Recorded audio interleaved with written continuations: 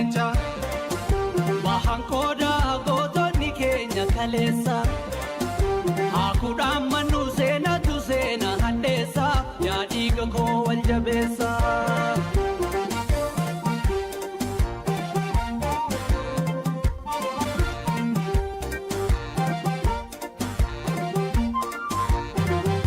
Laboof narraba baasee gubaa ibiddiyoon korra sodaadhaa mota sanyii lafa gubbaa buusanii kuma facaafate namuu hammata silaa barri hongee beelumaa korma lubbuu jiru allaattiin marsa gadaan saba kan keenya shanii wanni dhukkee ganni hurrii naannessa dibbeen ta'u gogaan qeerransa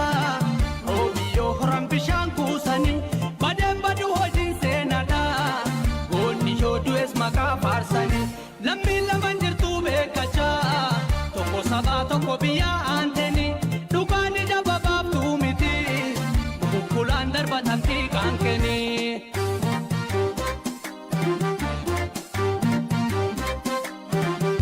Nafaarsaa gootota kaleessa taaddasaa alamuu qixxeessa agarii eenyutu wallaale goota koo badhaadha salaale miidhamee yoo dhabe dhugaasa ni du'aa yookaan ni ajjeessa kan abbaan rabee gubudhaadha goonni yoom sarma tuttuqaadha. Nafaarsaa gootota kaleessa abishee fi baarootumsa waaqoleen jaada galaraasa elemoo saayiba rasaasa mi'aan xiiqin caaluu dammi asaffaa kooshaaroo lammi lagasaa wabii goota goota nadhii gammadaa faanti biqiltoota.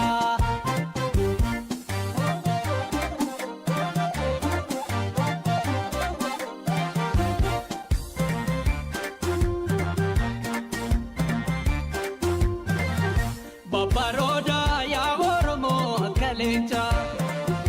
bahan kooda gootonni keenya kaleessa lafan goonuu seenatu seena hadheessa yaa dhiiga koo wal jabeessa.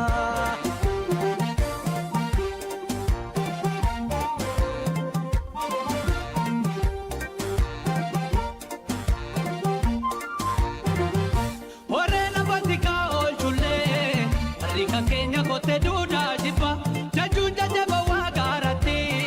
keessa bulaan dhuguma seetee sirba onneen mana jibbaa diigalli adurreen eessumatti baatee diddi dhagaan naguma gaaraa kana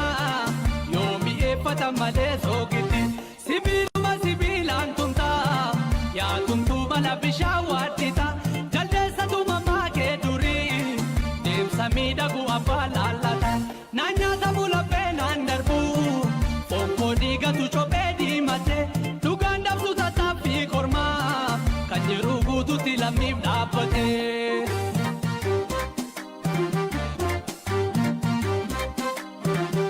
Dagalee biyya saba isaanii Bakar Waaree Aliyyi Faanii kan sabaan hawwilee hammeenyaa jaarraa baagadaa fa'atu keenya leenjisoof kan akka Huseeni Abdiisaa Baachaaf Garasuuni Hajii Aadam hin qabu fakkaatti iccitii liqimse garaatti firrisaa waggaa Aadam Jiloon Fatansa Haayiluu Hajiroo Bale Oliiqaa eenyutu wallaale hirmannaa foontu hunda caale. Aanolee gaafa lola diina calankoo dhiigatu finiina diina kee dhoowwite galteesso dhiira koo qeerransoo nageesso jajjaboo diinni ittiin buune lammeessoo boruu caaliishone himeen fitu kan keenya kuma guuta seenaa boqoratee tan dhufa suuta dhiirolee dhiigni laga guute kan lubbuun dhabamte as buute sabni koo hin dagannu gaafu biyyoonaa salphattu hundaafu akkasii gootonni kaleessa gadheessa ba'isaa ganuun na aarsa dabeessa Oromoon hundi abaare haadha goobanaati tukasaare dabeessa Oromoon hundi abaare haadha goobanaati tukasaare.